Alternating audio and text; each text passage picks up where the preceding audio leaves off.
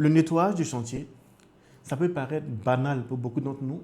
Très souvent, on pense que ce n'est pas important. Ce sont les tâches qu'on néglige, mais je vous assure que ça finit toujours par nous rattraper. La semaine dernière, le week-end dernier plus précisément, j'ai dépensé beaucoup d'argent pour le nettoyage d'un petit chantier. Tout simplement parce qu'il y avait un nettoyage et évacuation. C'est vrai, on ne s'en rend pas compte dès le début, mais imaginez-vous un peu. C'est une accumulation à la longue de matériaux restants, de poussière même si vous voulez, de sachets vides, de bidons vides, de gravats et j'en passe. Imaginez-vous tout ce tas-là à évacuer. J'ai fait, je crois, 7 voyages le week-end dernier.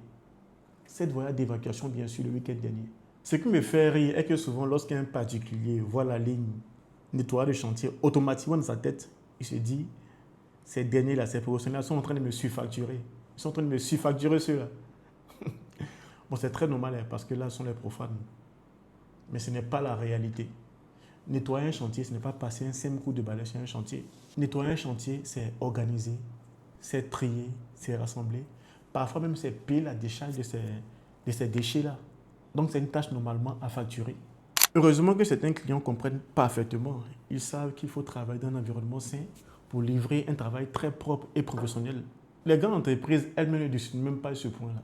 Elles ne discutent même pas en fait sur ces questions de nettoyage chantier. Pour eux, ça fait partie de leurs habitudes.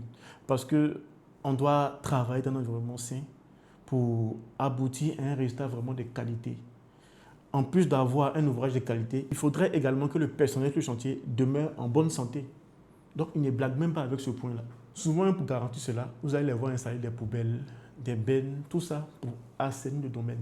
Il y a des chantiers où j'ai fait en 2013, quand j'étais encore en entreprise. Je crois l'entreprise avait embauché 5 à 10 personnes en fait pour gérer le nettoyage du chantier. Ils faisaient que ça. Ces personnes ne faisaient que ça sur le chantier. Matin, nettoyage. Midi, nettoyage. Le soir, encore nettoyage aussi. Suivi d'évacuation également. Lorsque les différentes poubelles ou même les différentes citernes sont pleines automatiquement, on appelle un camion pour la décharge. Donc, ça fait partie en fait de la vie du chantier. Alors aujourd'hui, je nous exhorte à changer notre manière de voir les choses. Le nettoyage du chantier, ce n'est pas un luxe, ce n'est pas une option, c'est une obligation, c'est une nécessité pour nos chantiers. Et surtout, c'est un vrai coût qu'il faut anticiper dès le départ. Ça doit figurer dans le devis. Parce qu'un chantier réussi, un chantier très beau, voilà, ce n'est pas seulement l'ouvrage que vous allez réaliser, ce n'est pas tous ces travaux de qualité-là, mais c'est d'abord la propriété du chantier et aussi la propriété, la sécurité des hommes qui y travaillent. Ok, merci à tous, merci aux Yekish, merci aux abonnés à Génie H, notre entreprise, merci pour vos likes, merci pour vos messages d'encouragement, ça nous fait énormément du bien. Merci et ensemble, nous serons plus forts. Merci.